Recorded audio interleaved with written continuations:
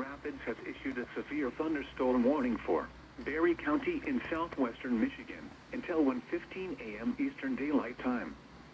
At 12:12 a.m. Eastern Daylight Time, a severe thunderstorm was located 7 miles northeast of Martin, or 11 miles west of Hastings, moving east-northeast at 20 miles per hour. Hazard, 60 miles per hour wind gusts and quarter-size hail. Source, radar indicated. Impact, hail damage to vehicles is expected. Expect wind damage to roofs, siding, and trees. Locations impacted include Hastings, Nashville, Orangeville, Irving, Woodland, Prairieville, Woodbury, Pine Lake, Gun Lake, Cloverdale, Yankee Springs. For your protection, move to an interior room on the lowest floor of a